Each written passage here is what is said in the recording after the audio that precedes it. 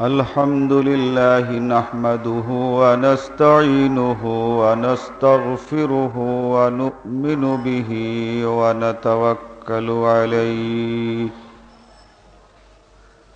ونعوذ بالله من شرور أنفسنا ومن سيئات أعمالنا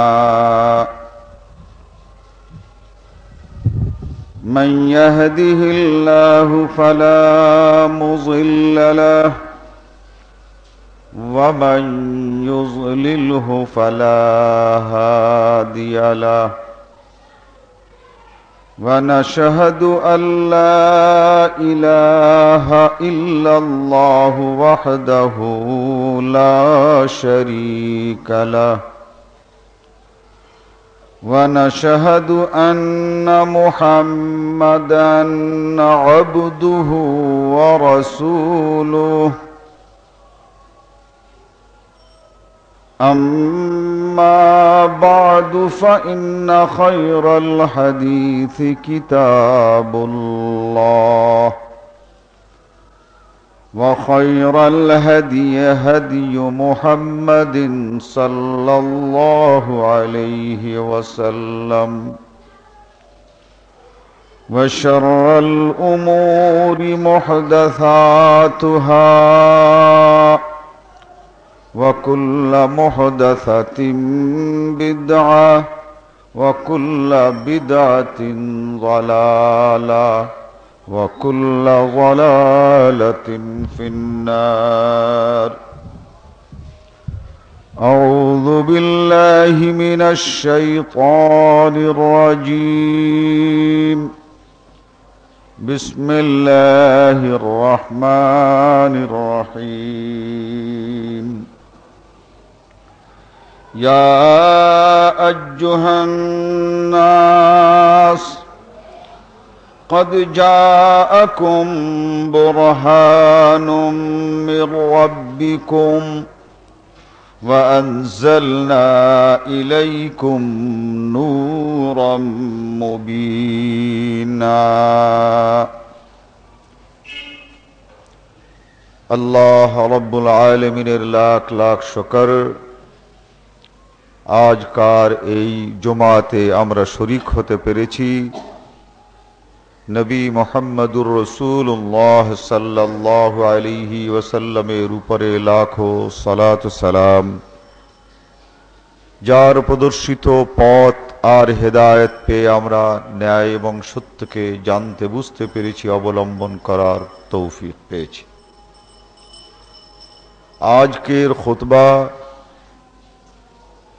নবী মুহাম্মদুর রাসূলুল্লাহ সাল্লাল্লাহু আলাইহি ওয়াসাল্লামের পরিচয় কোরআনের আয়াতে আল্লাহ রাব্বুল আলামিন কোরআনকে অবতীর্ণ করেছেন নবী মুহাম্মদুর রাসূলুল্লাহ সাল্লাল্লাহু আলাইহি ওয়াসাল্লামের কাছে এবং এই কোরআনের মধ্যে রসূল সাল্লাল্লাহু আলাইহি ওয়াসাল্লামের কি পরিচয় আল্লাহ তাআলা মানুষের কাছে পেশ করেছেন সেটাই আজকার এই খুতবা সূরা আন-নিসার 174 নম্বর আয়াতে আল্লাহ তাআলা ইরশাদ করেন ইয়া আইয়ুহান নাস হে মানব জাতি শোনো কদ জাআকুম বুরহান তোমাদের কাছে এসেছেন দলিল মির রাব্বিকুম তোমাদের প্রভু আল্লাহর কাছ থেকে ওয়া আনজালনা ইলাইকুম নূরাম মুবিনা এবং নাজিল করেছি আমি তোমাদের কাছে এক আলো এই আয়াতের মধ্যে আল্লাহ তাআলা ইরশাদ করলেন কদ জাআকুম বুরহান তোমাদের কাছে বুরহান এসেছে বোরহানের শব্দগত অর্থ হচ্ছে দলিল।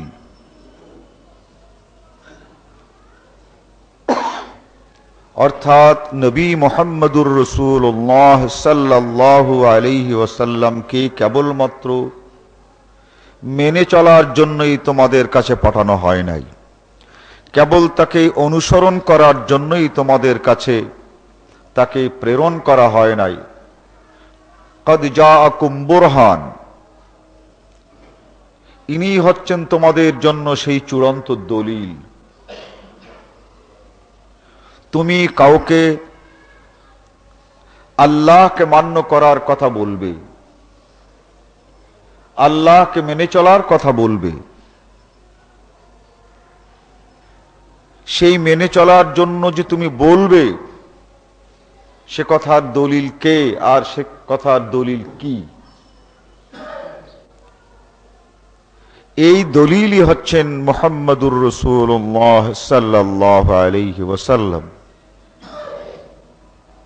তো আল্লাহ রাব্বুল আলামিন তার কোরআনের মধ্যে নবী মুহাম্মদুর রাসূলুল্লাহ সাল্লাল্লাহু আলাইহি ওয়াসাল্লামকে দলিল বলে অভিহিত করেছেন। এই কোরআনের মধ্যে যতগুলো আয়াত ইরশাদ হয়েছে তার মধ্যে অন্য কাউকে আর দলিল বলে সাব্যস্ত করা হয় নাই।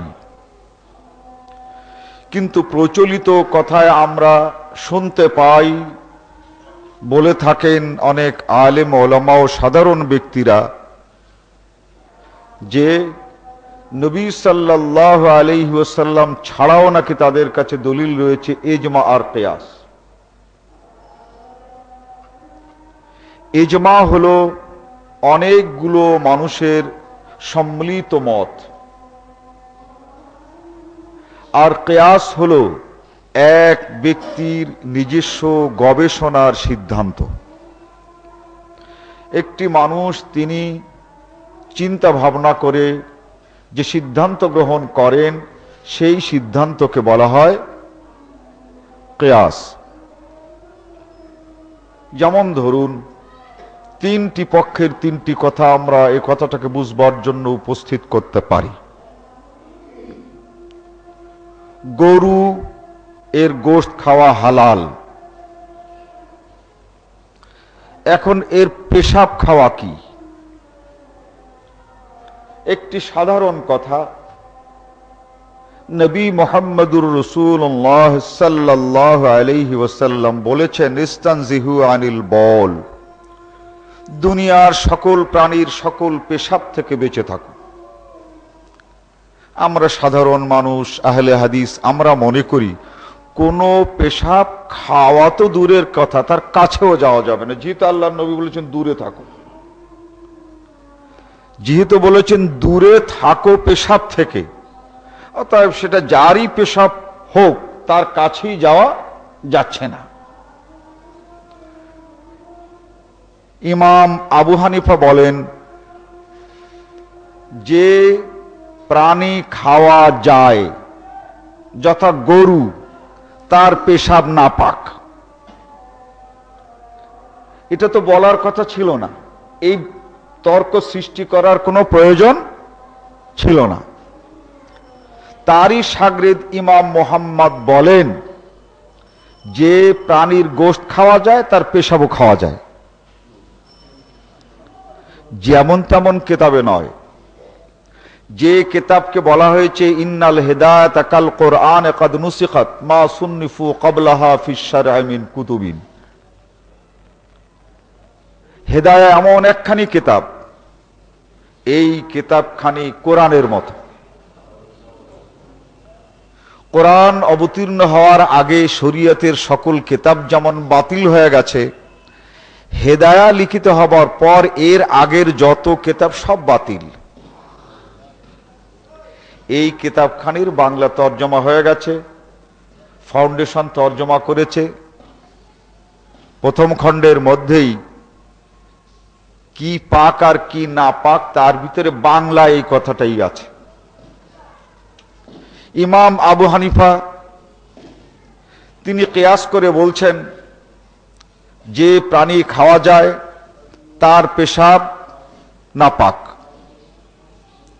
ইমাম মুহাম্মদ বলেন আরেকটা কিয়াস করে, যে প্রাণী খাওয়া যায় তার পেশাব খাওয়া যায়, নাউজুবিল্লাহ। এই সবগুলো কিয়াস। খাওয়া যাবে না এটাও কিয়াস, আবার খাওয়া যাবে এটাও কিয়াস। আমাদের কথা হচ্ছে আমরা কোন কিয়াসের ধার ধারি না। খাওয়া তো ধারে গেলে খাওয়া যাবে। আল্লাহর নবী বলেছেন ইস্তানজিহু, ও খাওয়াই যাবে না। কিসের জন্য? যে ওর কাছেই যখন যাওয়া যাচ্ছে না, খাওয়া যাবে কোথা থেকে? সোজাভাবে যদি কোরআন হাদিসকে মানা হয় তাহলে কোনো জটিলতার সৃষ্টি হয় না। এখন তারা বলছেন এই আলেম ওলামাদের কিয়াস এটাও হচ্ছে একটা দলিল।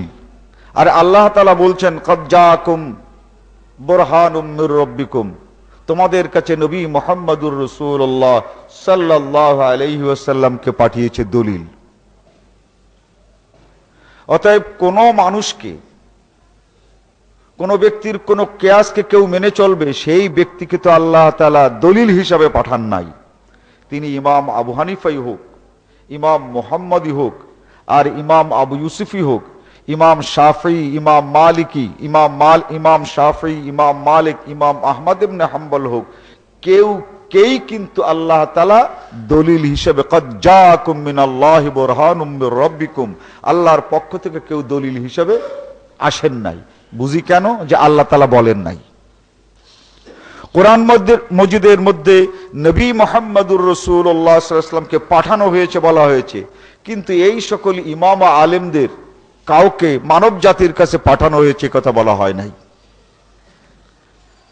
তো নবী সাল্লাল্লাহু আলাইহি ওয়াসাল্লামের কোরআনের পরিচয়ের সবচেয়ে বড় কথা হচ্ছেন যে রাসূল সাল্লাল্লাহু আলাইহি ওয়াসাল্লাম দলিল। তিনি যা করেছেন সেটাই দলিল, তিনি যা বলেছেন সেটাই দলিল। কিসের দলিল? আল্লাহকে সন্তুষ্ট করার কাজের দলিল, আল্লাহকে মান্য করা সেই কাজের দলিলই হচ্ছেন মুহাম্মদুর রাসূলুল্লাহ সাল্লাল্লাহু আলাইহি ওয়াসাল্লাম। অনেকে আবার ইজমাকেও দলিল বলেন। অনেক মানুষ, একটি মানুষের মত যদি দলিল না হয় তো অনেক মানুষের মত একসঙ্গে করলেও তা কোনো সময় দলিল হয় না। একজন মানুষের পেশাব যদি নাপাক হয় তো 10 জন মানুষের পেশাব একসঙ্গে যদি করা যায় তাতেই কিন্তু সেই পেশাবটা পাক হয় না। একটি মানুষের পেশাব যদি নাপাক হয় তা 10টি মানুষের পেশাব এক গ্লাসে করলে সেই পেশাবও পাক হয় না।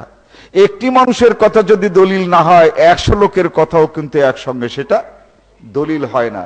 যেটা না পাক সেটা না পাক, যেটা হালাল নয় হারাম সেটা সবই হারাম। আল্লাহ রাব্বুল আলামিন সূরা নূরের 54 নম্বর আয়াতে ইরশাদ করেন, ওয়া ইন তুতিউহু তাহতাদু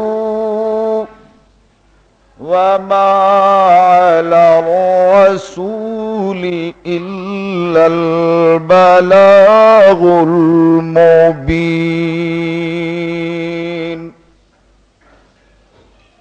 এই পৃথিবীর ভিতরে একটি মাত্র মানুষ আছে, তিনি হলেন মুহাম্মদুর রাসূলুল্লাহ সাল্লাল্লাহু আলাইহি ওয়াসাল্লাম। ওয়া ইন তুতিউহু, তোমরা যদি সেই মানুষটিকে অনুসরণ করো, তাহতাদু, তাহলেই তোমরা হেদায়েত পাবে আর হেদায়েতের উপরে থাকতে পারো।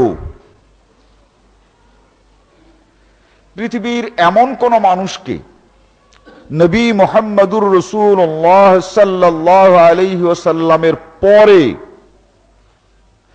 এমন কোন মানুষকে আল্লাহ তাআলা বলেননি ওয়া ইন তুতিউহু, তোমরা যদি তাকে অনুসরণ করো তাহতাদু, তাহলে হেদায়েত পাবে। অথচ এই পৃথিবীর বুকে বহু মানুষকে বলা হয় উনি ওই দেশটাকে হেদায়েত করেছেন, ইনি অমুক লোকটাকে হেদায়েত করেছেন, ইনি অমুককে হেদায়েত করেছেন। এই হেদায়েত করেছেন যারা, এদের কিন্তু দুনিয়ায় অভাব নাই। অথচ আল্লাহ তাআলা বলেন ওয়া ইন তুতিউহু তাহতাদু, একমাত্র ওই নবী মুহাম্মদ সাল্লাল্লাহু আলাইহি ওয়াসাল্লামকেই অনুসরণ করলে তোমরা হেদায়েত পেতে পারো। ওয়ামা আলার রাসূল ইল্লাল বালাগ। আর এই রাসূলের দ্বিতীয় দায়িত্ব হচ্ছে তিনি যে কথাটি বলবেন সেটা স্পষ্ট। এই আয়াতের মধ্যে দুটো কথা, একটা হচ্ছে নবীকে অনুসরণ করলে হেদায়েত পাওয়া যাবে, এতে কোনো সন্দেহ নেই। দ্বিতীয় হচ্ছে রাসূল সাল্লাল্লাহু আলাইহি ওয়াসাল্লাম যে কথাই মানুষকে বলবেন সেটা শুধু বলার জন্য তাকে পাঠানো হয় নাই। ওয়ামা আলার রাসূলি ইল্লাল বালাগুল মুবিন। তিনি যা কিছু বলবেন সেই কথার ব্যাখ্যার জন্য পৃথিবীর যেন আর কোনো মানুষের দ্বারস্থ হতে না হয়। কথা বলবেন নবী মুহাম্মদুর রাসূলুল্লাহ সাল্লাল্লাহু আলাইহি ওয়াসাল্লাম, আর সেটার ব্যাখ্যা করবেন ইমাম মালিক। তার ব্যাখ্যা বুঝতে হবে ইমাম শাফিঈর কাছ থেকে। এই রকমের কোন কথা বলবার জন্য আল্লাহর নবী মুহাম্মদ সাল্লাল্লাহু আলাইহি ওয়াসাল্লামকে পাঠানো হয় নাই। ওয়ামা আলার রাসূল ইল্লাল বালাগুল মুবিন।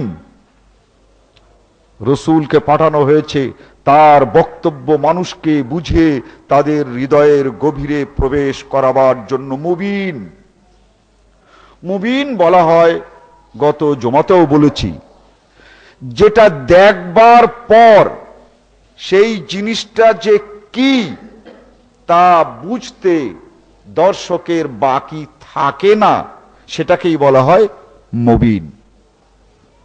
এখন যদি এই মসজিদের বাইরে গিয়ে উপরের দিকে তাকায় তাহলে সূর্যকে দেখতে পাবে। সেটা যে সূর্য এটা ওই দর্শকের বুঝতে আর কোনো ব্যাখ্যার প্রয়োজন হবে না।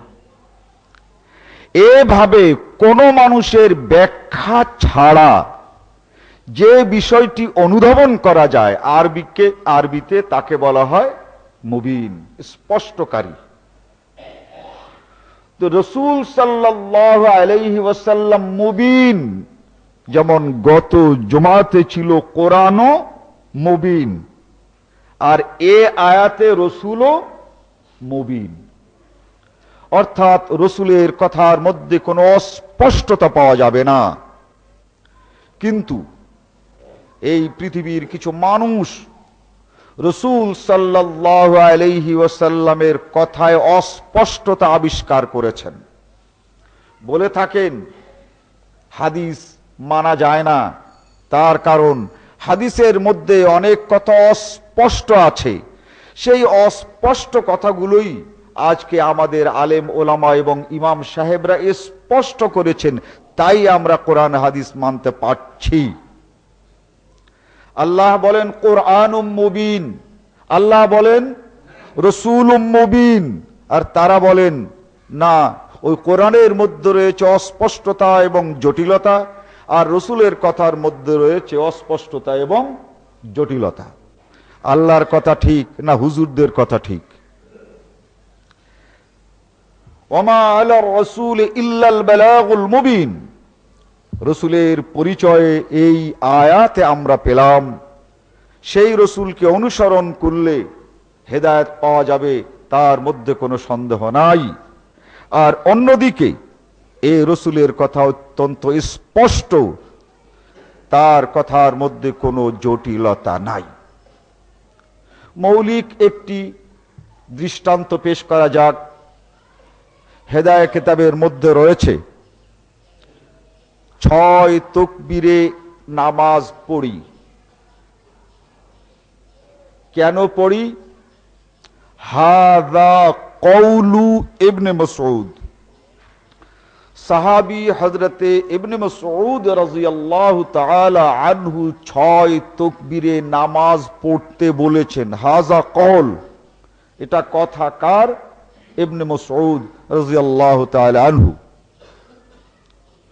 অন্যদিকে মিশকাত সহ সকল সুনানের কিতাবে পাওয়া যাবে সাহাবারা বলছেন আমরা রাসূল সাল্লাল্লাহু আলাইহি ওয়াসাল্লামের সাথে ঈদের নামাজ পড়েছি, আর আমরা দেখেছি কি তাকবীরে তাহরিমার পর রাসূল সাল্লাল্লাহু আলাইহি ওয়াসাল্লাম 7 বার তাকবীর বলেছেন এবং শেষ রাকাতে দাঁড়িয়ে সূরা ফাতিহার পূর্বে 5 বার তাকবীর বলেছেন। এইভাবে তাকবীর দিয়ে মক্কা এবং মদিনাতে ঈদের নামাজ এখনো পড়া হচ্ছে। সাহাবারা বলেন, আমরা এই ঈদের তাকবীরটা রাসূল সাল্লাল্লাহু আলাইহি ওয়াসাল্লামকে নামাজ, ঈদের নামাজ পড়তে দেখেছি যখন আমরা নিজের চোখে রাসূলকে এই 12 তাকবীর ঈদের নামাজ পড়তে দেখেছি। তাহলে একটা হলো নবী মুহাম্মদুর রাসূলুল্লাহ সাল্লাল্লাহু আলাইহি ওয়াসাল্লামের ঈদের নামাজ, আর একটা হলো সাহাবী হযরতে ইবনে মাসউদ রাদিয়াল্লাহু তাআলা আনহুর ঈদের নামাজ। এই দুইটার ভিতরে ঠিক কোনটা? ওয়া ইন তুতিউহু, যদি তোমরা ওই নবীকে অনুসরণ করো, তাহতাদু, তাহলেই তোমাদের ওই কাজটি ঠিক হবে, হেদায়েত হবে। সাহাবী ইবনে মাসউদ আমাদের চেয়ে তিনি অনেক অনেক ঊর্ধ্বের, কোনো সন্দেহ নাই, তিনি সাহাবী, আমরা সাহাবী নই।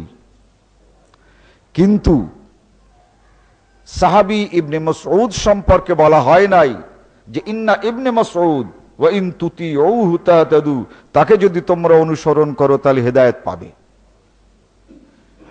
কিন্তু রাসূল সাল্লাল্লাহু আলাইহি ওয়াসাল্লাম সম্পর্কে আল্লাহ তাআলা বলেন ওয়া ইন তুতিউহু তাহতাদু। তার কারণ ইবনে মাসউদ যদি রাসূলের ইন্তেকালের পরে ভুল করেন, সংশোধন করার জন্য কোনো রাসূল আর আসবেন না। ইবনে মাসউদের ভুল কোনো রাসূল সংশোধন করার নাই, যেহেতু ইবনে মাসউদের পরে কোনো রাসূল বেঁচে ছিলেন না। কিন্তু নবী মুহাম্মদুর রাসূলুল্লাহ সাল্লাল্লাহু আলাইহি ওয়াসাল্লাম কোরআনের মধ্যেই পাবেন যে সকল জায়গাতে এমন কাজ করেছেন যে আল্লাহর পছন্দ হয় নাই, আল্লাহ নিজে তা সংশোধন করে দিয়েছেন। কাজটি আল্লাহর পছন্দ হয় নাই, সংশোধন করেছেন কে? আল্লাহ স্বয়ং। তার কাছে এলেন একজন অন্ধ সাহাবী, এসে বললেন, হুজুর আমার একটু কথা শোনেন। সেই সময় রাসূলের কাছে উপস্থিত ছিলেন কুফফারে কুরাইশ, কুরাইশ কাফেরদের বড় বড় কয়েকজন নেতা। অন্যদিকে অন্ধ একজন সাহাবী এসে বলছেন, আমার কথা শোনেন। আর রাসূল কথা বলছেন ওই অন্ধ, রাসূল কথা বলছেন ওই নেতাদের সাথে, কুরাইশ নেতাদের সাথে। রাসূলের একটু রাগ হলো, এ লোকটা তো মুসলমান, জিজ্ঞাসা তো আমাকে পরেও করতে পারবে, এখন আমাকে জিজ্ঞাসা করে বিব্রত করছে কেন? আল্লাহ নবী একটু রাগ করে ওই অন্ধ সাহাবীর দিকে তিনি দৃষ্টি ফেরানো ছিলেন, সরাসরি মুখ তার ওই সাহাবীর দিকেই ছিল। রাগ করে তিনি ডান দিকে ফিরে গেলেন, বলেন আপনারা। কথা বলতে লাগলেন। সাহাবী ভাবলেন হয়তো আমি রাসূলের মুখোমুখি হতে পারি নাই, ঘুরে আবার ওই ডান দিকে সাহাবী রাসূলের মুখোমুখি আবার বলছেন যে আমার সঙ্গে একটু কথা বলেন। রাসূল সাল্লাল্লাহু আলাইহি ওয়াসাল্লাম এবার রাগ করে সোজা একদম বাম দিকে ফিরে গেলেন। রাসূলের ধারণা ছিল যে তো মুসলমান, আমি এর সঙ্গে কথা পরে বললেও তো হবে। আমপারার 3 নম্বর সূরা আবাসা ওয়া তাওয়াল্লা আন জাআহুল আ'মা, তোমার কাছে একজন অন্ধ এসে কিছু জিজ্ঞাসা করছে, তোমার চোখ মুখ রাগ এবং রাগে লাল হয়ে গেছে। ওয়া তাওয়াল্লা, একেবারে রাগ করে একবার এই দিকে ফিরছো আর একবার ওই দিকে ফিরছো, ব্যাপারটা কি? আবাসা ওয়া তাওয়াল্লা আন জাআহুল আ'মা, তোমার মুখ মলিন হয়ে গেল এই অন্ধটা আসার কারণে, কিছু জিজ্ঞাসা করার কারণে, আর একবার এদিক আর একবার ওদিক ফিরলে, ওয়ামা ইউদরিকা লাআল্লাহু ইয়াযাক্কা আও ইয়াযাক্কারু ফাতানফাহু যিকরা, একেই কথা বলো, লাআল্লাহু, হতে পারে এই লোকটাই তোমার কথা শুনবে।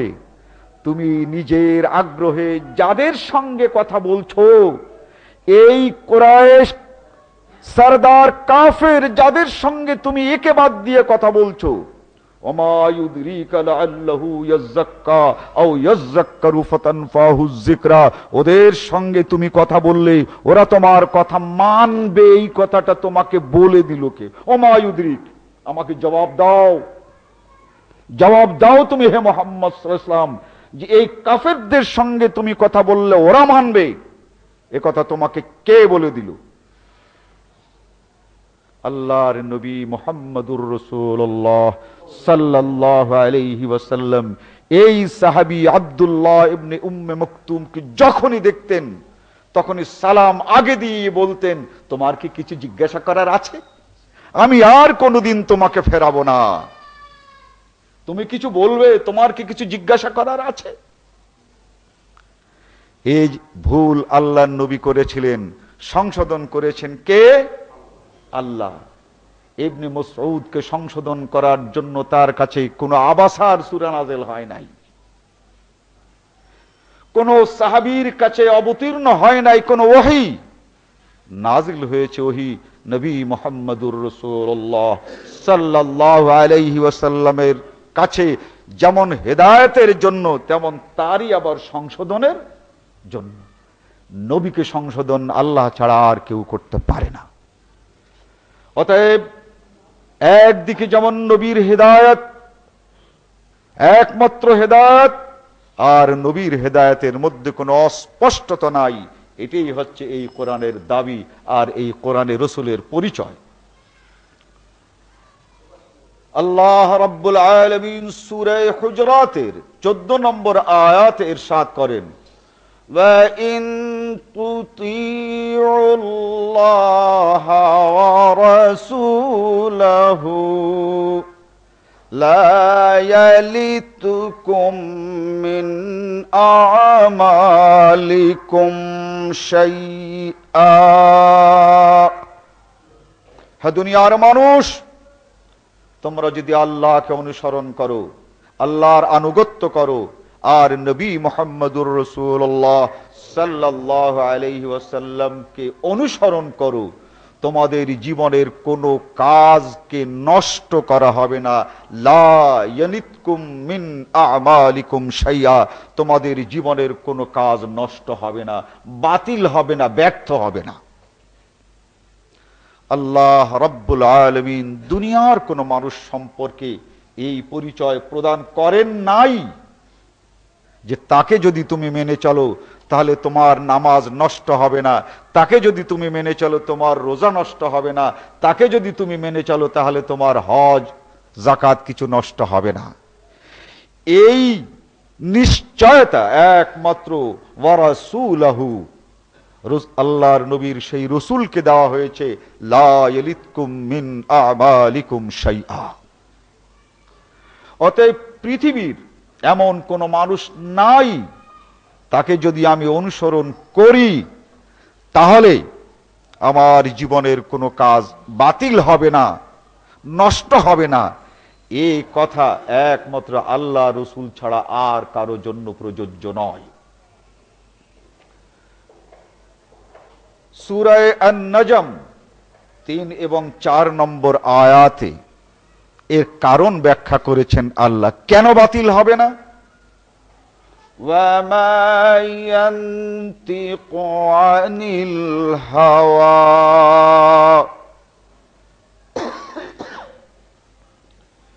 ইন হুয়া ইল্লা ওয়াহয়ুন ইউহা।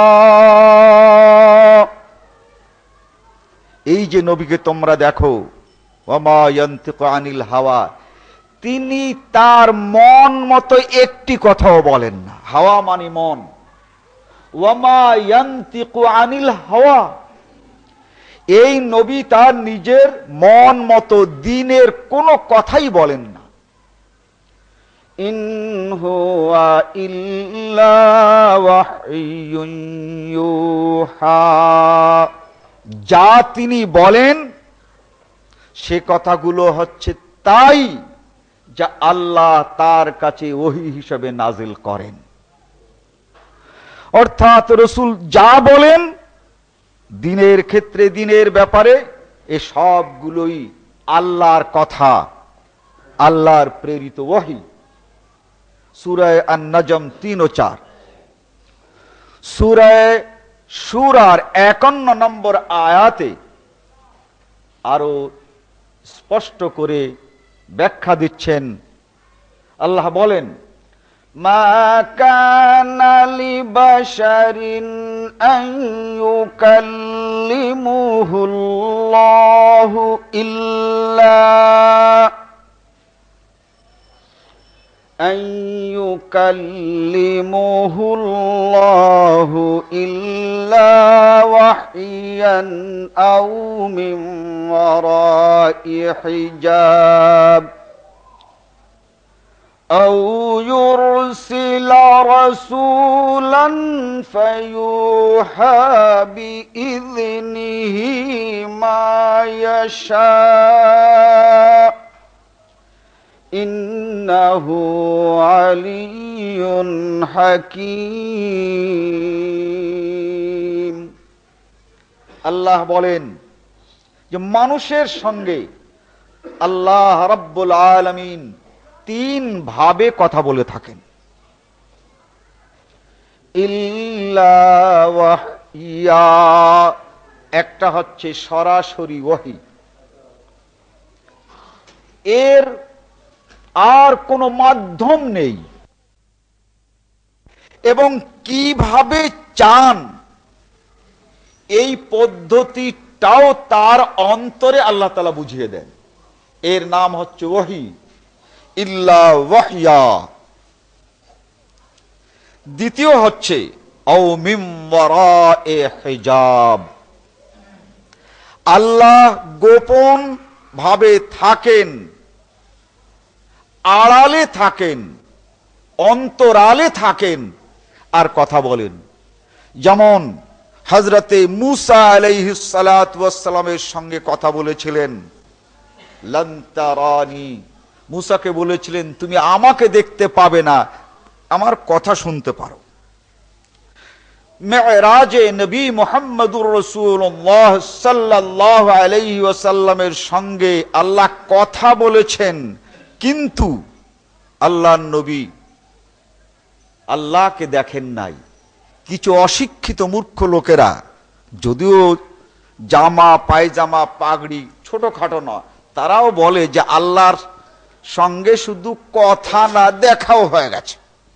এরা এতই মূর্খ, এরা যদি কেবলমাত্র মুসলিম শরীফ এর ইমানের অধ্যায়টা পড়তো, ওখানেই বাংলায় তর্জমা হয়ে গেছে। আবু যার গিফারি বলেন যে আল্লাহর নবী স্পষ্ট করে বলেছেন, আল্লাহ তো নূর, তাকে দেখা যাবে কেমন করে, তাকে আমি দেখি নাই। আরবি যদি নাও বোঝে এই হুজুররা কমপক্ষে যদি ইসলামী ফাউন্ডেশনের মুসলিম শরীফের পয়লা খণ্ডটা কিতাবুল ফজাইল এই ইমানের এই দিকটাই পড়তে, তাহলে তারা বুঝে যেত। কিন্তু আল্লাহকে দেখেছেন এর জন্য কেউ 6 ঘন্টা ওনাকে বক্তৃতা করে, এই আল্লাহকে দেখেছেন এর ব্যাখ্যায়। তো আল্লাহ বলেন, পয়লা হচ্ছে আমি মানুষের সঙ্গে কথা বলি ওহীর মাধ্যমে, দ্বিতীয় হচ্ছে আও মিন ওয়ারাই হিজাব, একটি অন্তরালের মাধ্যমে, অদৃশ্যভাবে আমার কথা শোনা যায় কিন্তু আমাকে দেখা যায় না, এটাও কিন্তু মাধ্যম হলো। তার মানে আল্লাহর অভিপ্রায়টা বুঝবার জন্য কমপক্ষে ভাষা ও আওয়াজ কানে আসলো। তাহলে এই ওহীটা বুঝবার জন্য দুটো মাধ্যম হলো, একটা হচ্ছে আমার কান আর একটা হচ্ছে কথা। কান আছে, কেউ যদি কথা না বলে শোনা যায় না, আর কানে যদি নাও শুনি চেঁচিয়ে কথা বললেও আমার কোনো লাভ হয় না। তো আও মিন ওয়ারাই হিজাব, পর্দা আছে, বেড়া আছে, দেয়াল আছে, কিন্তু ওই দিক থেকে যদি কেউ কথা বলে আর কেউ যদি শুনতে পায়, তাহলে লোকটি বলছে কি এটা বোঝা যায়। আও মিন ওয়ারা'i হিজাব, মানুষের সঙ্গে কথা বলার আরেকটি মাধ্যম হচ্ছে আল্লাহ বলেছেন আর মানুষ শুনেছে, এখানেও মাধ্যম আছে, কিন্তু ওহীর কোনো মাধ্যম নাই। সেটা আল্লাহ তিনি ওই মানুষের অন্তরের মধ্যে কি চান, তার ইচ্ছা সৃষ্টি করেছেন, কিভাবে চান তার কার্যপদ্ধতি তার অন্তরের মধ্যেই দেখিয়ে দিয়েছেন, বুঝিয়ে দিয়েছেন। আও ইউরসিলা রাসূলান ফায়ুহা বিইজনিহি মা ইয়াশা, অথবা আল্লাহ তাআলা কি চান জিবরাইল আলাইহিস সালাতু ওয়াস সালামকে পাঠিয়ে দিয়ে রাসূলকে বুঝিয়েছেন বা উম্মতকে বুঝিয়েছেন। রাসূল সাল্লাল্লাহু আলাইহি ওয়াসাল্লাম তিনি বসে আছেন, একটা লোক রাসূল সাল্লাল্লাহু আলাইহি ওয়াসাল্লামের কাছে হাজির হয়েছে। হাজির হয়ে জিজ্ঞাসা করে, জানেন মাল ঈমান, ঈমান কাকে বলে? আল্লাহর নবী জবাব দেন, বলে হ্যাঁ ঠিক আছে। আবার জিজ্ঞাসা করেন, বলতে পারেন ইসলাম কাকে বলে? বলে এই ইসলাম। বলে ঠিক আছে, ঠিকই আছে। এখন প্রশ্ন যখন করেন মনে হয় লোকটা মূর্খ, কিচ্ছুই জানে না। উত্তর যেই শোনেন তখন মনে হয় এ লোক তো জানে। আবার জিজ্ঞাসা করেন, বলতে পারেন ইহসান কাকে বলে? বলে একে একে ইহসান বলে। বলে ঠিক আছে। উপস্থিত জনতা ভাবছে লোকটা কেমন, পয়লা জিজ্ঞাসা করে যেমন কিছু জানে না, আর নবী উত্তর দেওয়ার পর এমন ভাবে বলে যে ঠিক আছে, এতে বোঝা যায় সে আগে থেকেই জানে। ধরা পড়ে গেছে এক জায়গায়। জিজ্ঞাসা করছেন এই লোকটি, বলতে পারেন কিয়ামত কবে হবে? এবার আল্লাহর নবী চিনাই দিচ্ছেন, যারা জাহিন তারা কিন্তু টের পেয়ে যাচ্ছে। বললাম ওই যে লোক আমার কাছে জিজ্ঞাসা করে সে আমার চাইতে বেশি জানে। এবার সল কি ব্যাপার, রসুলের চাইতে বেশি জানে? জিজ্ঞাসা করেছেন কিয়ামত কবে হবে? রসুল উত্তর দিলেন, যে আমাকে জিজ্ঞাসা করছে সে আমার চাইতে বেশি জানে। সর্বনাশ, জিজ্ঞাসা করতে পারলেন না, লোকটা চলে গেল। সাহাবারা জিজ্ঞাসা করলেন, ইয়া রাসূলুল্লাহ এই লোকটা কেমন, জিজ্ঞাসা করার ধরন আর উত্তর দিলে সেটা তাকে সমর্থন করার ধরনে যেটা বোঝা যায়, আমরা তো খুব ভালোভাবে ব্যাপারটা অনুধাবন করতে পারলাম না। আল্লাহর নবী বললেন, ইনি ছিলেন জিবরাইল। আপনারা মিশকাত শরীফের ভূমিকায় প্রথম হাদিস আর সিরিয়ালে দ্বিতীয় হাদিস, একদম প্রথম খণ্ডের ভূমিকার পরে প্রথম হাদিসটি বিস্তারিতভাবে পড়ে নেবেন। এভাবে জিবরাইল আলাইহিস সালাতু ওয়াস সালাম আল্লাহর নবীকে বহু জায়গাতে এসে বুঝিয়েছেন। কখনো কখনো সাহাবারাও জিবরাইলকে সে অবস্থায় দেখেছেন, আর অনেক অবস্থায় রসুল তার কাছে যে জিবরাইল এসেছেন দেখেন নাই, কিন্তু ওহী নাযিল হচ্ছে বুঝতে পারছেন। একটি লোক রসুলকে পরীক্ষা করার জন্য এসে বলছে, বলতে পারেন আপনি রূহ কাকে বলে? আল্লাহর নবী বেকায়দায় পড়ে গেছেন, জানেন না, কিচ্ছুই বলতে পারলেন না। ইবনে মাসউদ রাদিয়াল্লাহু তাআলা আনহু বলেন যে আমরা রসুলের মুখের দিকে তাকিয়ে দেখি যে রসুল সাল্লাল্লাহু আলাইহি ওয়াসাল্লাম চুপচাপ একদম দাঁড়িয়ে আছেন। তখন তিনি দাঁড়িয়েছিলেন। মদিনার একজন সাহাবী খেজুরের বাগানে দাঁড়ানো অবস্থায় তাকে ঠকাবার জন্য একজন ইহুদি পণ্ডিত এসে প্রশ্ন করে যে বলুন রূহ কাকে বলে?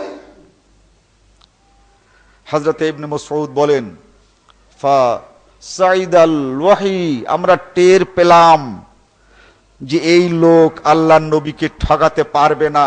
তার কারণ ওহী নাজিল হলে আল্লাহর নবীর উপরে যে সকল আলামত দেখা যায়, ঠিক ফা সাইদাল ওয়াহি, ওহি যেন নাজিল হচ্ছে, আল্লাহর নবীর চোখ মুখ যেন কেমন হয়ে যাচ্ছে, ওহি নাজিল হওয়ার আগে যেমন হয় সেই রকমের হয়ে গেল।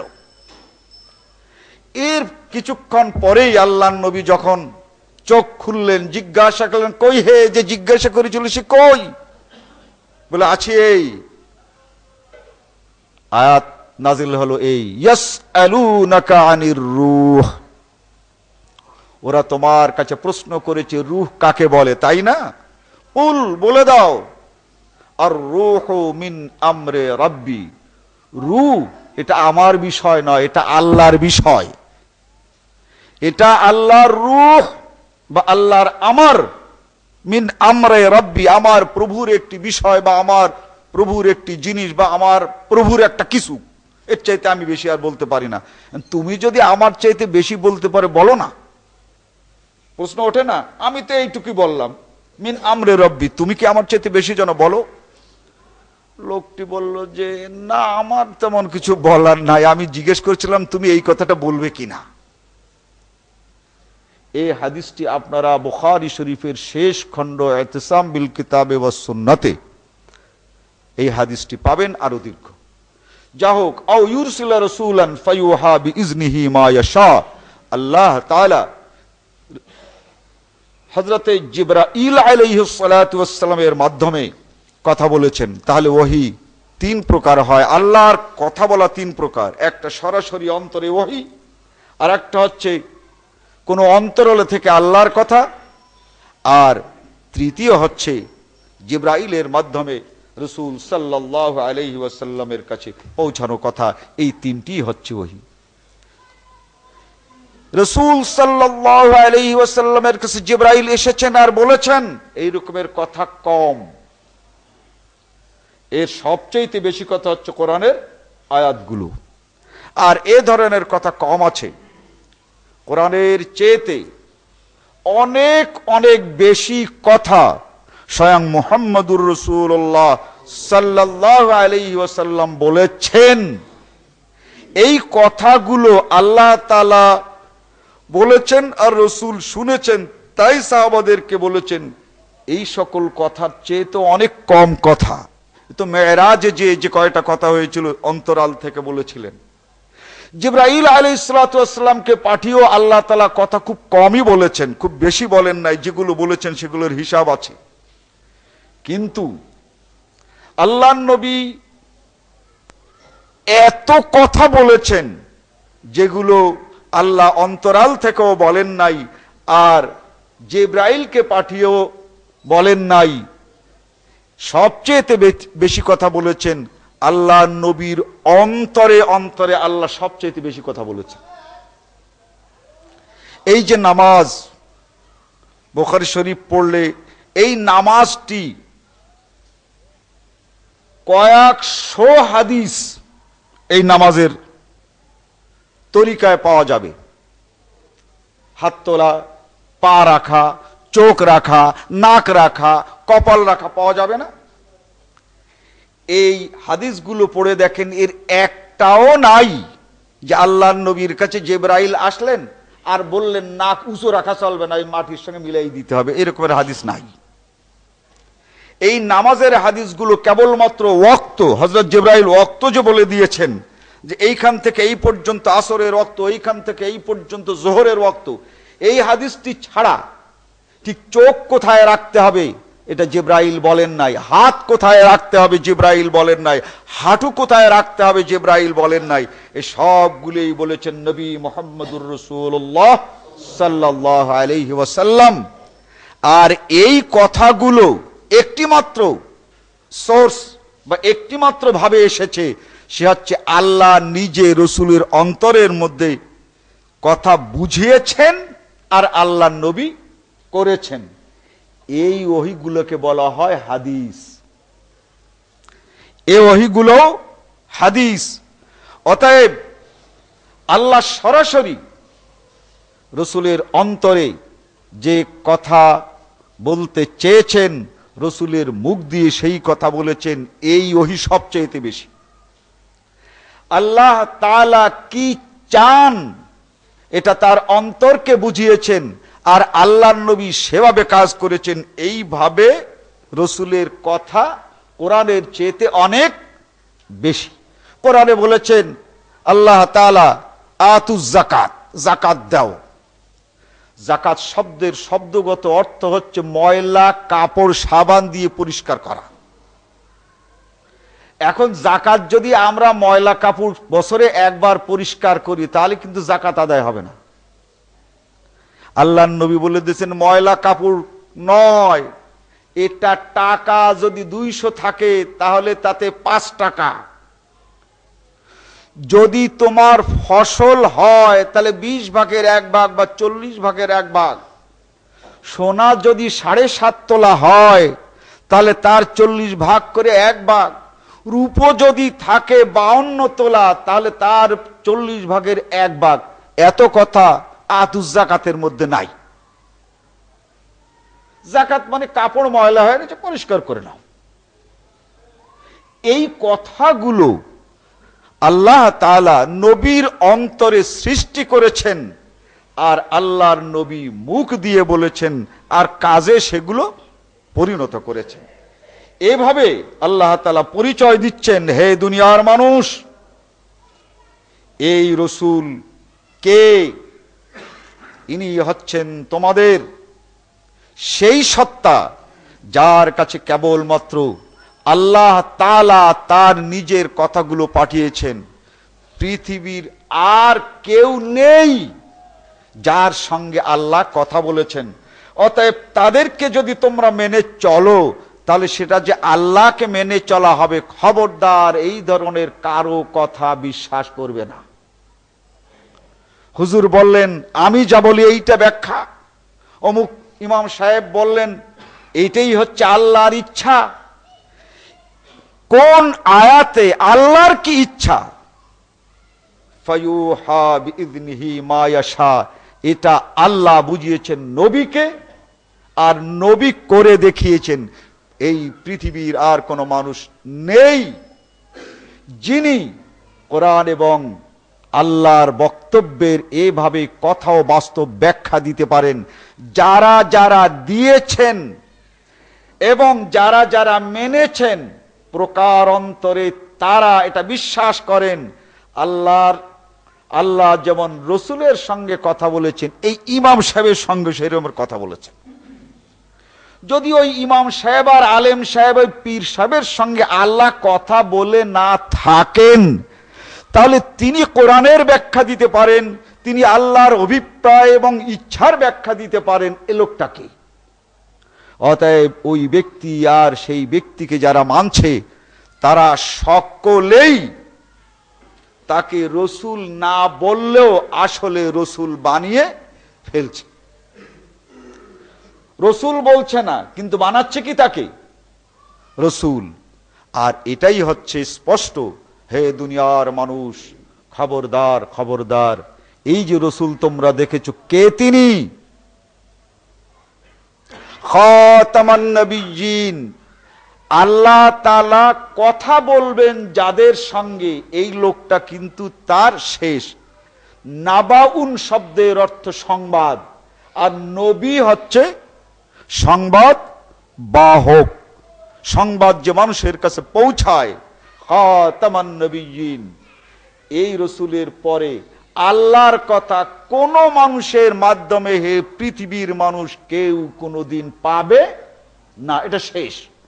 অতএব আল্লাহর ইচ্ছা কোরআনের ব্যাখ্যা করে যারা বলবে, হাদিসের ব্যাখ্যা করে যারা রসুলের ইচ্ছা বলবে, এই সব লোকগুলোই ভণ্ড এবং তাদের কাউকে মানা যাবে না।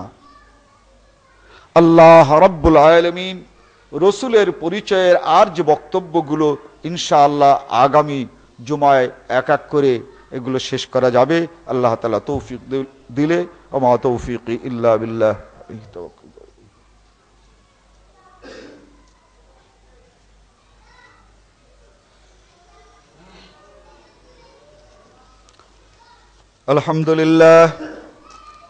আলহামদুলিল্লাহ নাহমাদুহু ওয়া নাস্তাঈনুহু ওয়া নাস্তাগফিরুহু ওয়া নু'মিনু বিহি ওয়া নাতাওয়াক্কালু আলাইহি ওয়া নাউযু বিল্লাহি মিন শুরুরি আনফুসিনা ওয়া মিন সাইয়্যাতি আ'মালিনা من يهده الله فلا مضل له ومن يضلله فلا هادي له ونشهد أن لا إله إلا الله وحده لا شريك له ونشهد أن محمدا عبده ورسوله أما بعد أعوذ بالله من الشيطان الرجيم بسم الله الرحمن الرحيم إن الله وملائكته يصلون على النبي يا أيها الذين آمنوا صلوا عليه وسلموا تسليما اللهم صل على محمد وعلى آل محمد كما صليت على إبراهيم وعلى آل إبراهيم إنك حميد مجيد اللهم بارك على محمد وعلى آل محمد كما باركت على إبراهيم وعلى آل إبراهيم إنك حميد مجيد প্রশ্ন করা হয়েছে শুনতে পাই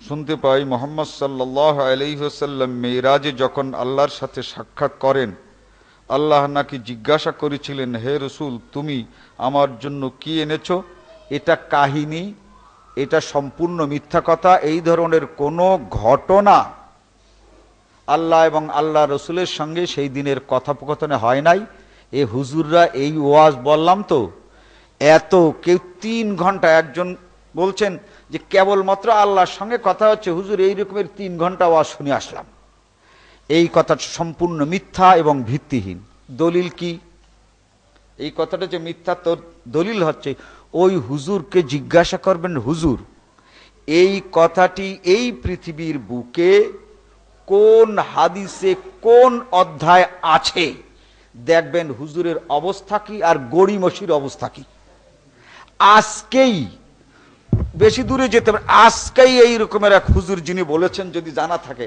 আজকেই হুজুরকে যে জিজ্ঞাসা করেন হুজুর এইটা আমি হাদিসের কিতাবে জানতে চাই হুজুরের কিতাবে জানতে চাই না হুজুরের কিতাব বোঝেন যে কিতাবটা আল্লাহরও না রাসূলেরও না আমি হুজুরের কিতাবে জানতে চাই না আমি হাদিসের কিতাবে জানতে চাই হাদিসের কিতাবের কোথায় কোন অধ্যায় কত পৃষ্ঠায় আছে ঘুরাঘুরিটা কি আগামী শুক্রবার আপনি আমার কাছে এসে বলবেন কোনোদিন বলতে পারবেন না হযরত ইব্রাহিম আলাইহিসসালাতু ওয়াসসালাম মুসলমানদের জাতির পিতা হন পবিত্র কোরআনে আছে সকল নারী নবীর স্ত্রী মুমিনদের মাতা সেই হিসাবে সকল নবী আমাদের পিতা হন হযরত মুহাম্মদ সাল্লাল্লাহু আলাইহি ওয়াসাল্লাম মেরাজে গেলেন সেখানে হযরত ইব্রাহিম আলাইহিসসালাতু ওয়াসসালামের সাথে দেখা হয় এবং সেখানে তিনি মুহাম্মদ সাল্লাল্লাহু আলাইহি ওয়াসাল্লামকে সন্তান বলেন এই ইব্রাহিম আলাইহিসসালাতু ওয়াসসালাম পিতা হলে মুহাম্মদ সাল্লাল্লাহু আলাইহি ওয়াসাল্লাম কি হবেন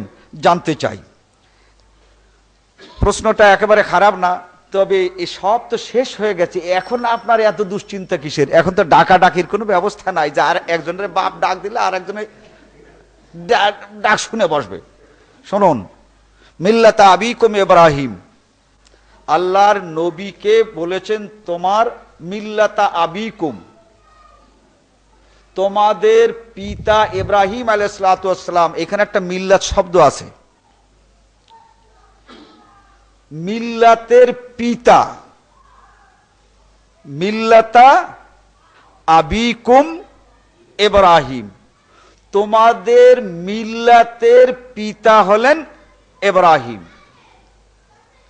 হুয়া সাম্মাকুমুল মুসলিমিন মিল্লাত শব্দের অর্থ দ্বীন ধর্ম ব্যবস্থা এই আবিকুম ইব্রাহিম হযরতে ইব্রাহিম আলাইহিসসালাতু ওয়াসসালাম এবং মক্কার আশেপাশে যে সকল আরবরা ছিল তারা নিজেরাও বলতো যে আদমের পরে আমাদের এই মক্কাবাসীদের আদি পিতা এই আরবে হযরতে ইব্রাহিম আলাইহিসসালাতু ওয়াসসালাম তো বলছেন যে এই যে তোমাদের আদি পিতা ইব্রাহিম আর আবি মুহাম্মদ আমারও আদি পিতার মানে এই আরব যার বংশধর আমি বংশের শেষ পিতা এই দিক থেকে আমারও হযরতে ইব্রাহিম কিন্তু তোমরা সেই ইব্রাহিমের মিল্লাত মেনে চলো না আমি মুহাম্মদ সেই ইব্রাহিমের মিল্লাত মেনে চলি আর মিল্লাতের জন্য মিল্লাতা আবিকুম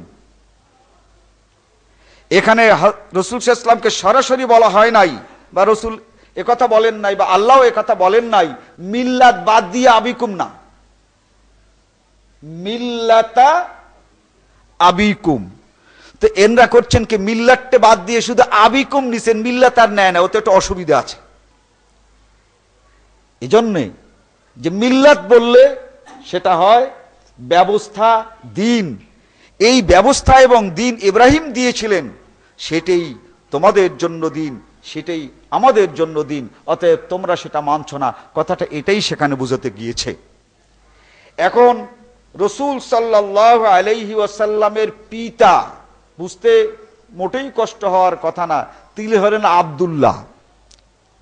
তাহলে আব্দুল্লাহ এক পিতা, আর হযরত ইব্রাহিম মিল্লাতা আবিকুম, তাহলে তিনিও পিতা। এই পিতার মানে পথ প্রদর্শক।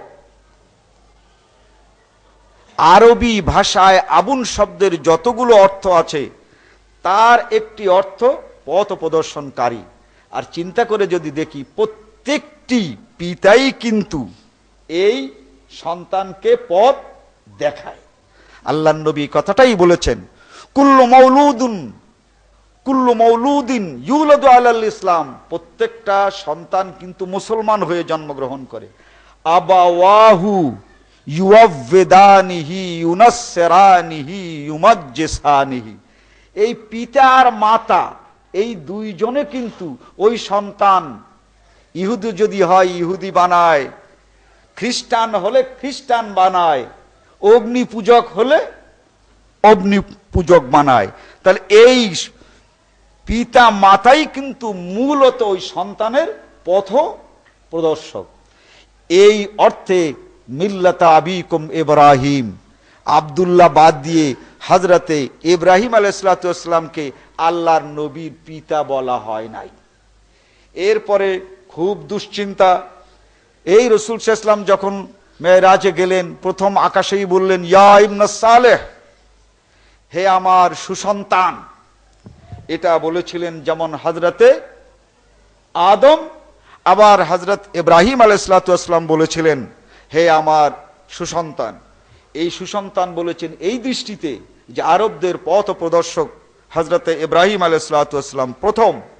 সেই দিক থেকে এখন তাদের স্ত্রীদেরকে নিয়ে আমাদের খুব বেশি একটা ভাবনা চিন্তার দরকার নাই। কিতাবুল আম্বিয়ায় পাবেন হযরতে হাজরাকে আমরা আলাইহিস সালাম বলি, হাজরা আলাইহিস সালাম, এরপরে সারা আলাইহিস সালাম। কিন্তু আয়েশাকে আমরা আলাইহিস সালাম বলি না, আয়েশা রাদিয়াল্লাহু তাআলা আনহা, খাদিজাতুল কুবরা রাদিয়াল্লাহু তাআলা আনহা।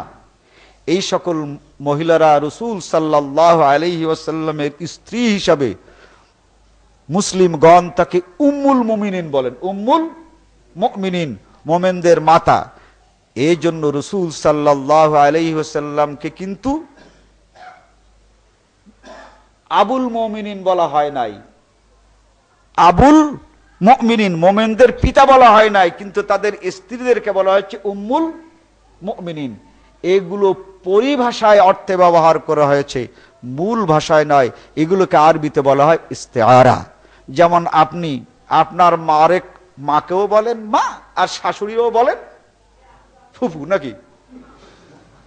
তাহলে এই যে শাশুড়িকে মা বলেন, এ ঠিকই মা, এই রকমের অর্থে এটাকে বলা হয় ইস্তেআরা। শ্বশুরকেও মানুষ আব্বা বলে, সেজন্য তো ব্যাপারটা এই যে ডাকা ডাকি আর বলা বলি, এটা সকল ভাষায় আছে। এই অবস্থায় বা এই ধরনের ইস্তেআরা এগুলো ব্যবহার করা হয়েছে।